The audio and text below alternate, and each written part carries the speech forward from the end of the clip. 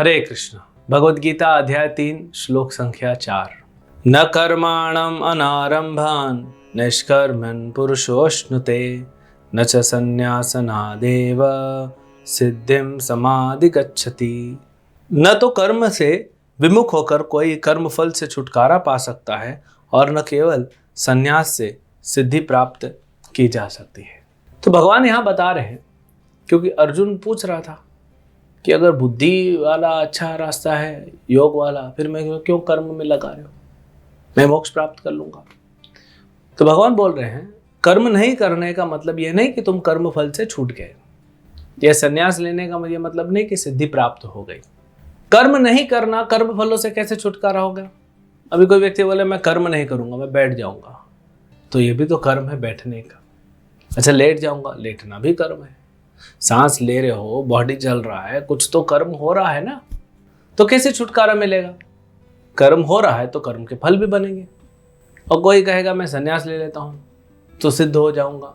कुछ लोग का ये मानना है कि कोई व्यक्ति संन्यास ले लेता है तो भगवान नारायण के समान हो जाता है। अगर हमारा हृदय अशुद्ध है तो क्या पॉसिबल है? नहीं। क्वालिटी में भगवान और आत्मा दोनों सेम है, दोनों सच्चिदानंद है, वो कोई डाउट नहीं। लेकिन अभी आत्मा के ऊपर आवरण हो गया है।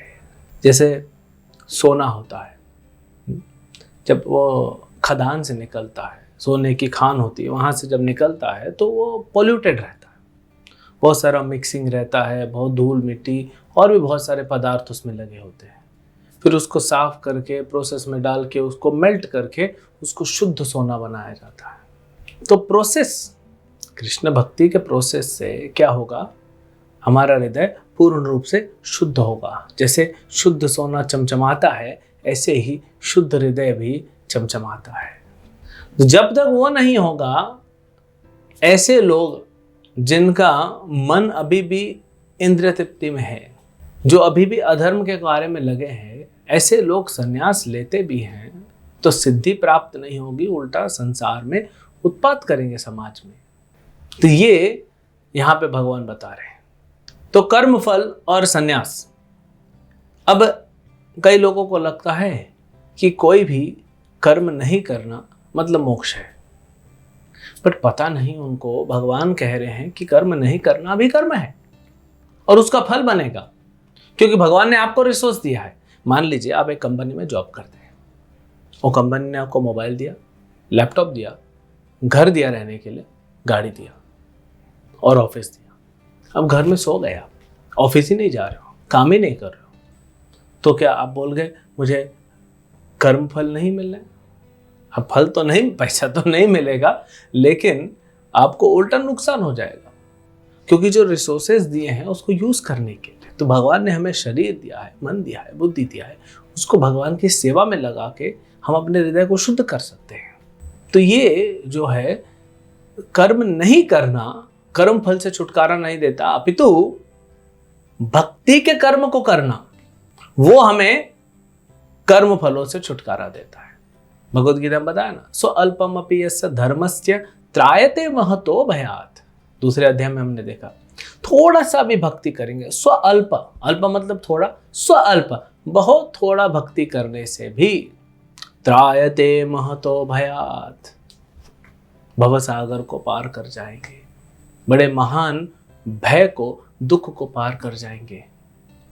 तो भक्ति के कर्म करना एक्चुअली अकर्म है। वो आगे इस अध्याय में हम देखेंगे, अकर्म क्या है, कर्म क्या है, विकर्म क्या है। तो अर्जुन, तुम जो ये युद्ध कर रहे हो, ये कर्म नहीं है, ये अकर्म है। इसका फल तुम्हें नहीं आएगा, इसका फल मैं ले लूंगा, मैं संभाल लूंगा। तुम तो सिर्फ कर्म करो, कर्मणैव अधिकारस्ते मा फलेषु कदाचन। इसीलिए तुम युद्ध करो। और तुम अगर बोल रहे हो कि कर्म से भाग जाऊंगा क्योंकि मुझे कर्म का फल नहीं चाहिए, तो वो भी अधर्म है। और अगर तुम बोलते हो मैं संन्यास ले लूंगा, उससे मुझे सिद्धि मिल जाएगी, नहीं मिलेगी। क्यों? क्योंकि तुम एक योद्धा हो, अभी उससे पूरी तरह शुद्ध नहीं हुए हैं। तो तुम्हें अपना कर्म करना चाहिए। कर्म करने से प्रिस्क्राइब्ड ड्यूटी, कर्म का मतलब होता है जो शास्त्रों में हमारे लिए बताया गया है। जैसे आप प्रिस्क्रिप्शन लेते हैं डॉक्टर से, दवाई कौन सी लेनी है, डॉक्टर प्रिस्क्राइब करता है। कुछ कुछ तो ऐसी दवाइयाँ होती हैं जो जब तक प्रिस्क्रिप्शन नहीं होगा मेडिकल वाला देगा नहीं आपको, बिना प्रिस्क्रिप्शन। तो जो डॉक्टर प्रिस्क्राइब करता है वही दवाई है। 3 दवाई है, आपको 3 दवाई अलग अलग प्रिस्क्रिप्शन दिया। एक दवाई दिन में 1 बार खानी है, दूसरी दवाई 3 दिन में 1 बार खानी है, तीसरी दवाई हफ्ते में 1 बार खानी है। वैसे ही आपको खानी पड़ेगी, तब आपका स्वास्थ्य ठीक हो जाएगा।